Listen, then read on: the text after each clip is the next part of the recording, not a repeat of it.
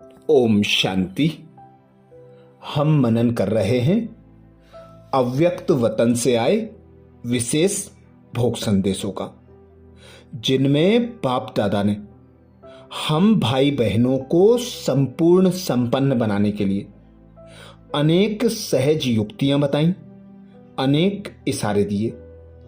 ऐसे ही एक विशेष भोग संदेश में संदेशी जी कहती, आज आप सभी की याद प्यार लेते हुए मैं बाबा के पास पहुंची तो सदा के सदृश्य बाप दादा सामने खड़े थे और बाबा की मुस्कुराहट और साथ में नयनों की आकर्षणमय दृष्टि से मैं बाबा के सामने पहुंच गई और बाबा ने बहुत स्नेह से बोला, आओ मेरे आशाओं के सितारे बच्चे आओ।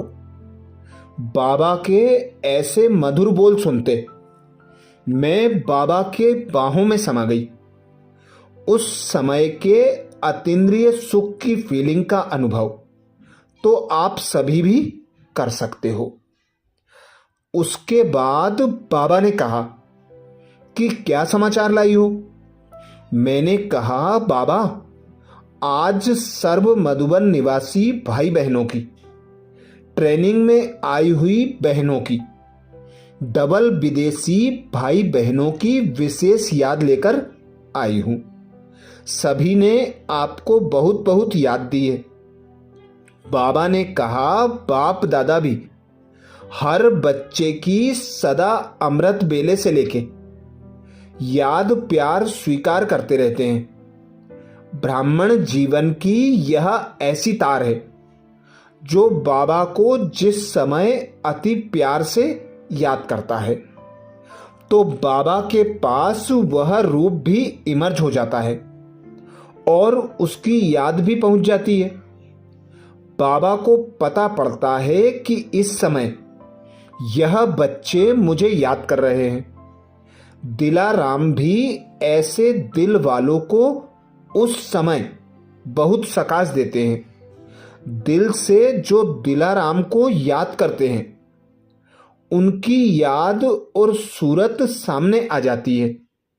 हर एक को देखना चाहिए कि सारे दिन में हमारी सूरत बाबा के सामने कितना बार इमर्ज होती है। बाबा ने कहा कि मैं तो बच्चों को रोज सकाश देता रहता हूं।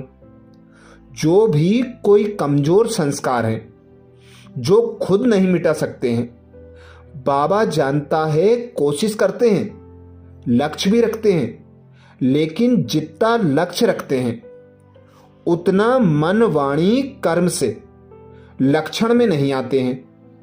तो फिर मैं एक्स्ट्रा उसी कमजोर संस्कार के प्रति विशेष सकाश देता हूं, सहयोग देता हूं। वैसे बाबा तो हर बच्चे की विशेषता देखते ही हैं। बाबा जानते हैं मेरा कोई भी बच्चा ऐसा नहीं है जिसमें कोई विशेषता नहीं है। उसके बाद बाबा ने कहा कि और क्या समाचार लाई हो। मैंने कहा, बाबा ट्रेनिंग की कुमारियां विशेष ट्रेनिंग करके आपको अपनी रिजल्ट दिखाएंगी और यहाँ जो भी डबल फॉरेनर्स आए उन्हों की भी मीटिंग चली। उन्हों में भी निर्विघ्न बनने का और सेवा का बहुत उमंग उत्साह है।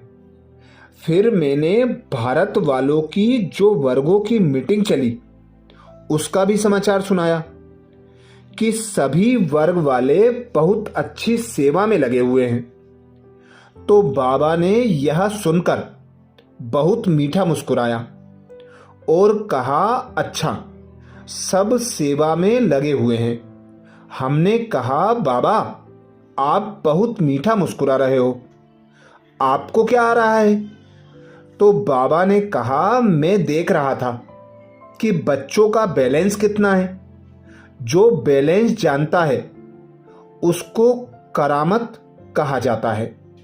मैं देख रहा था कि बच्चों में बैलेंस की करामत कितनी है। मैंने कहा, बाबा आपको क्या दिखाई दिया? बाबा ने कहा, बैलेंस की अभी भी आवश्यकता है। सेवा के समय सेवा करते हैं, योग के समय यथाशक्ति सभी योग भी करते हैं, लेकिन बाबा चाहता है कि योगी जीवन हो। जीवन हर श्वास में होती है। जीवन 6-7 घंटे या 2 घंटे की नहीं होती। बाबा चाहता है कि बैलेंस की जीवन हो, सेवा और याद के साथ। कर्म योगी जीवन का महत्व हो तो सिद्धि स्वरूप बनेंगे। बाबा इसलिए मुस्कुरा रहा है कि वह दिन कौन सा आएगा जिसमें बाबा के पास टीवी में यह आएगा कि मेजॉरिटी बच्चे इस बैलेंस में नंबर 1 हो गए। बाबा यही सेरेमनी देखना चाहता है। फिर मैंने कहा, बाबा आज दादी के लिए भोग लाए हैं, क्योंकि दादी के 2 मास पूरे हो रहे हैं और 25 तारीख भी है। बाबा ने कहा, दादी तो ऐसे वतन में आती है जैसे सड़पंख पर, अर्थात बहुत समीप हो। दादी अभी गर्भ में है, शरीर के संबंध के बंधन में नहीं आई है। इसलिए दादी तो बस ऐसे संकल्प से आ जाती है। इतने में दादी ऐसे आई जैसे दादी यहां आई है। कहाँ? बाबा मैं आ गई। दादी ने कहा, बाबा मैं आ गई, मैं आ गई। मेरे को भी कहा, गुलजार बहन मैं आ गई। मैंने कहा, दादी आप ऐसे मधुबन में आ जाओ ना। तो कहा, मैं तो आती हूं। हमने कहा, हमको तो नहीं दिखाई देता। आप सूक्ष्म में आती हो तो हम तो नहीं देखती हूं। तो कहा, साकार रूप में कैसे आऊं? हमने कहा, किसी में भी प्रवेश करके आओ। दादी ने कहा, वह तो बाबा के हाथ में है। बाबा ने कहा, बच्ची जब तक जन्म लेवे तब तक शरीर के बंधन से स्वतंत्र है। भले प्रवेश किया है लेकिन कई बंधनों से फ्री है। इसलिए मधुबन में भी चक्कर लगाती है, बाबा के पास भी चक्कर लगाती है।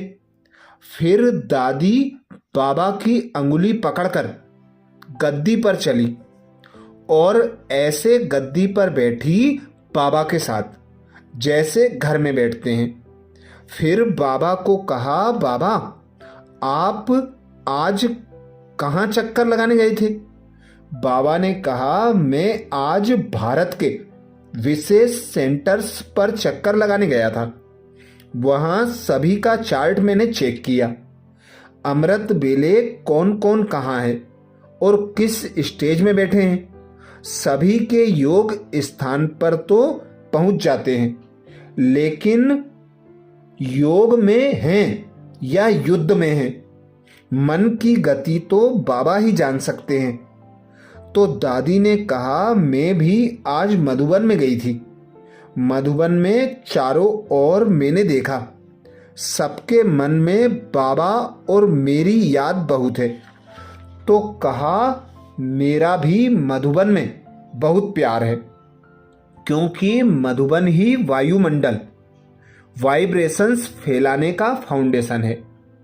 अच्छा या कमजोर दोनों वाइब्रेशन फैलाने वाला मधुबन ही है। मैंने कहा, मेरी जो भी भुजाएं पांडव भवन, ज्ञान सरोवर, शांति वन, सब तरफ मैं चक्कर लगाती रहती हूं। आज जो मैंने चक्कर लगाया उसमें देखा याद तो सबके दिल में है, लेकिन जैसे आप कहते हो ना कि एकदम योग युक्त युक्ति युक्त कर्म हो, वह अभी पुरुषार्थी हैं। मेरे से प्यार है तो प्यार में जैसे मैंने किया वैसे तो करे ना। वह नहीं किया। मैंने क्या किया? मैंने अपनी योगी जीवन बनाई। सिर्फ योग लगाने वाली नहीं रही, योगी जीवन में रही। जो भी मुझे याद करते हैं वह मेरे सामने योगी जीवन तो बनाए ना। दादी ने कहा कि मेरे चित्र को देखकर याद करो या वैसे चलते फिरते जब भी याद करो तो सामने यह लाना, दादी की स्टेज क्या थी। सिर्फ दादी की शक्ल या चित्र नहीं देखना, लेकिन स्टेज क्या थी उसको सामने लाना। अगर मेरे को याद करते स्टेज को सामने लाएंगे तो मैं भी आपको मदद करूंगी। इससे बाबा जो चाहता है कि पुरुषार्थ में अभी तीव्रता लानी चाहिए वह आ जाएगी। फिर मैंने कहा, दादी आप सारा दिन गर्भ में बैठकर क्या करती हो? तो कहा, अभी मैं वतन में आई हूं तो गर्भ की याद नहीं है। मैंने कहा, गर्भ जेल होता है, गंदगी होती है, आपको उसकी क्या फीलिंग है? कहती हैं, बाबा यह मेरे से पूछती है। दादी को कुछ भी याद नहीं था। बाबा ने कहा, अच्छा मैं तुमको इमर्ज कराता हूं। तो बाबा ने ऐसे दादी को हाथ में लिया। बाबा ने कहा, अनुभव सुनाने के लिए इमर्ज करता हूं। दादी ने कहा, मैं साक्षी होकर देखती हूं वह स्टेज क्या है। मेरे को वह कोई जेल नहीं लगता या गंदगी नहीं लगती। मैं समझती हूं मैं जैसे महल में सोई हुई हूं, ऐसे आत्मा शरीर में प्रवेश है। दुख की, गंदगी की कोई फीलिंग नहीं है। माँ को भी दुख की फीलिंग नहीं है। मेरे जो माँ बाप है ना, वह समझते हैं कि यह कोई अवतार पैदा हो रहा है, बच्चा नहीं समझते। अभी मेरा चोला जैसे तैयार हो रहा है, जब तैयार हो जाएगा तब बाहर आ जाऊंगी। मैंने कहा, दादी गर्भ में क्या क्या होता है? तो कहा, मेरे को गर्भ की ऐसी कोई फीलिंग नहीं आती, ऐसी कोई चीज स्पर्श भी नहीं करती। मैं बहुत आराम में हूं। माँ बाप तो यही धुन लगा के बैठे हैं, कब अवतार अवतरित होगा। बाबा ने कहा, सुना, अभी दादी को यह भूल जाएगा। फिर मैंने कहा, दादी यज्ञ के प्रति आपको क्या संकल्प आता है? तो कहा, मैं समझती हूं जैसे मैं निर्मोही निर्विकल्प रही, ऐसे एक एक मधुबन निवासी या जो भी हैं सबके लिए कहा। सब अभी जल्दी जल्दी अपनी कमजोरी बाबा को दे देवे ना, यह बोझ बाबा को दे दो ना, अपने पास क्यों रखा है? मेरे को कहती है, बोझ अच्छी चीज है क्या? इन्हों को अच्छा लगता है क्या? बाबा ने कहा, आप तो न्यारी हो गई ना, इसलिए कहती हो। तो कहा, मैंने जो जन्म से ही बाबा को बोझ दे दिया था, मैंने तो जन्म से ही बाबा को बोझ दे दिया था, यह फिर अपने पास क्यों रखे बैठे हैं? ऐसे रमणीक रीति से बातचीत हो रही थी। फिर दादी ने कहा, मेरे तरफ से सभी को यही कहना कि मेरी स्टेज को याद करना, निर्मोही और निर्विकल्प।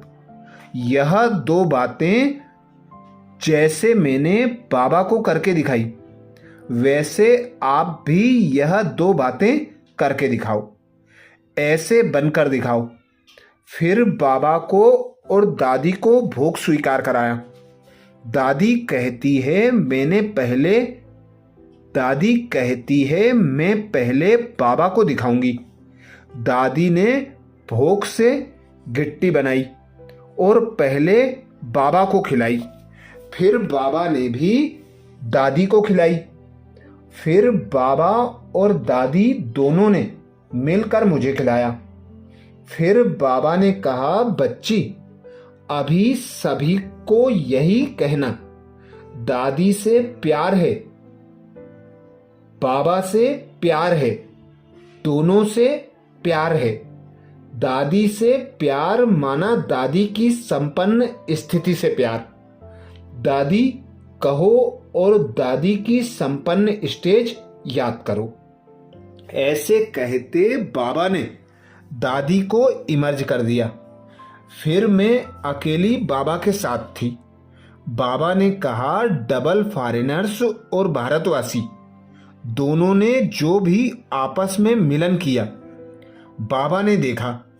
बाबा अभी यही चाहते हैं कि जितने प्रोग्राम बनाते हैं, स्व उन्नति और सेवा के बहुत अच्छे प्रोग्राम बनाते हैं, लेकिन प्रोग्राम प्रैक्टिकल में लाने के पहले क्यों नहीं प्रोग्रेस करके वैसा बन जाओ।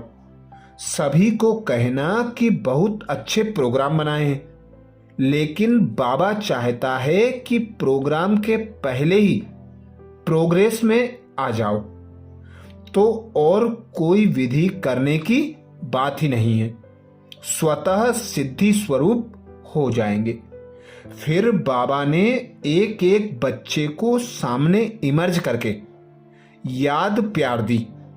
बाबा ने कहा, फॉरेन वाले बच्चों को, भारत वालों को, ट्रेनिंग वालों को, मधुबन वालों को, सबको मेरी याद देना।